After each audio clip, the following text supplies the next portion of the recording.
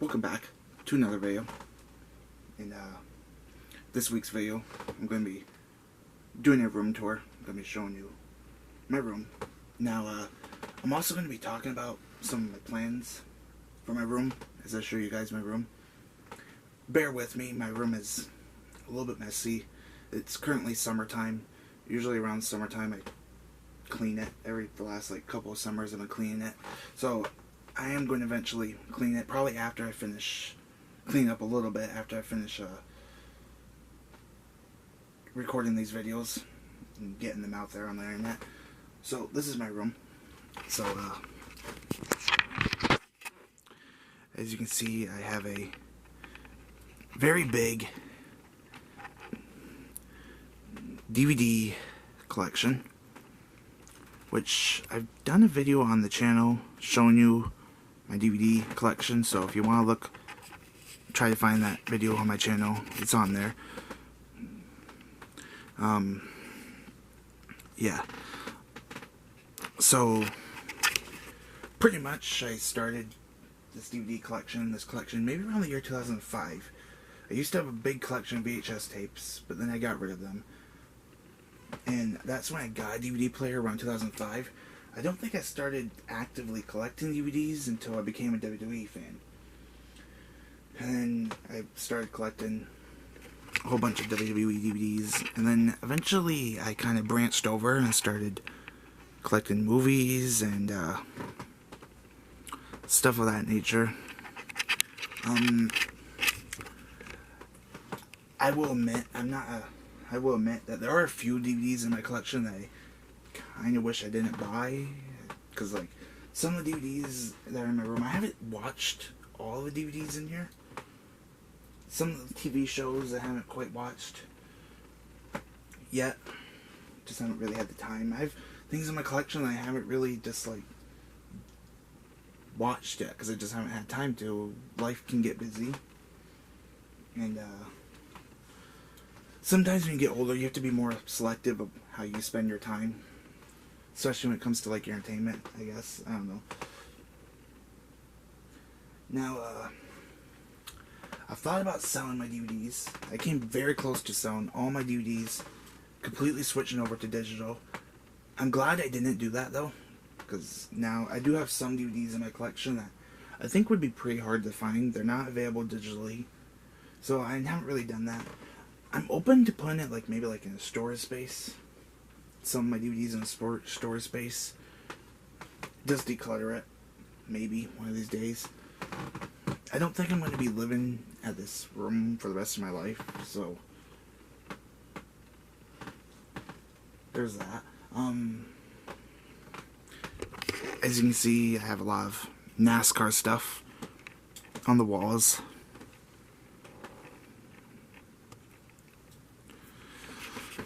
So I was a big fan of NASCAR growing up when I came into this house and into this room. I don't really watch NASCAR now because my favorite driver was Dale Earnhardt Jr. And he retired a couple years ago. He doesn't race anymore. He races once in a while. I sometimes listen to his podcast, not all the time. But yeah, just I feel like NASCAR has kind of changed. I'm not a fan of some of the stage racing they do, and it just doesn't interest me as much as it used to. There's still a place in my heart for NASCAR, but I grew up when there was not really stage racing.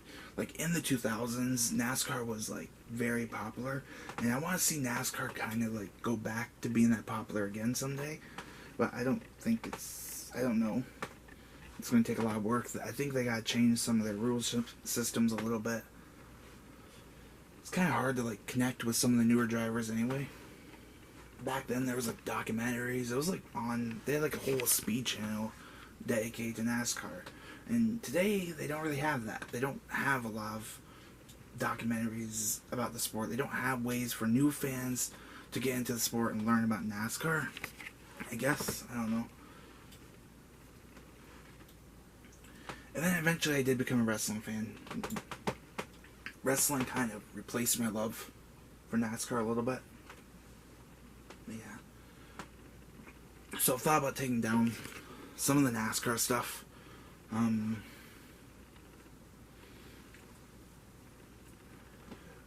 So I'm going to show you this corner of my room, but I got to take something down because I don't want to reveal my name, and there's kind of like a name reveal in that corner, so bear with me. I'm going to put down the camera for a second.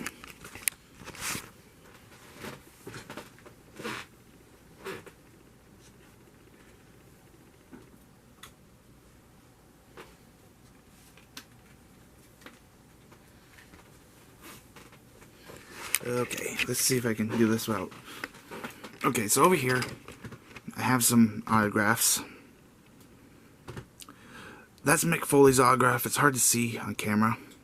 I probably have more Mick Foley autographs than any other autograph. I have a wrestling, Dean Ambrose and Ryback. These two, I've actually met Mick Foley. These two guys I have not met. This was like, I went to a WWE event and they were selling these, so yeah. Got like a Jeff Gordon thing. I'm not a fan of Jeff Gordon. Somebody just gave that to me. It's okay though. It's collectible, you know. I have die casts, so we have some Dale Jr. stuff up there. And there's that. So let's try to zoom over here. Let me see, how can I do this without showing you guys any name reveal items in my room. Hang on a second. Try not to like make sure. Okay, so over here I do have a desk. It's a little messy right now. I used to have a nightstand, but now it's a desk because I had this like dream of doing YouTube and I was gonna like type. Pretty cool desk. It has like a charger thing in the back in this corner, which is hard to see. Of course, I do have a little phone in this corner right here. That's where the charger thing is, behind there. I have a phone, one of those old phones. Let's see. What can I show you that's over here? Hang on. So up here, we have some cool stuff. We have Dale Earnhardt Jr.'s 2004 picture. There's a glare from the light in my bedroom. My grandparents got me this when they went to Florida in 2004, and then they went back in 2014, and I asked, can they get me a picture of his car? So yeah, so I have a picture of both cars. His Daytona 500 wins, pretty cool. Over here is a picture of me, because I went to the 2013 Daytona 500. I think I'm going to be doing a video in a couple of weeks where I talk about that. That might be next week's video, where I talk about my experiences at NASCAR racetracks. And over here, I have this Dale Earnhardt thing. I have two closet doors. I'm not going to show you the other closet door because it sort of has like some location reveal, name reveals, I guess. I don't know. I mean, I don't know. I'm not really going to show you the other door, but you know, there's that. Hang on. So let's like do this.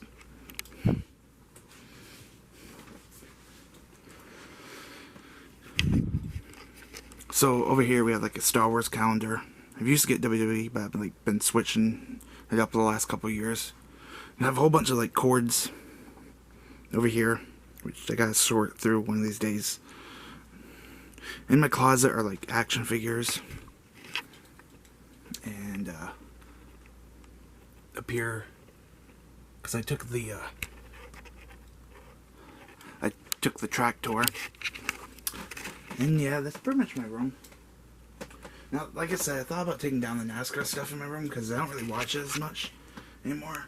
I thought about either replacing it and doing like movie posters, or yeah, movie posters, or maybe like motivational, inspirational stuff too, because I don't know if this is because of social media or anything, but in the year 2025, I noticed that people are a lot more like meaner to each other.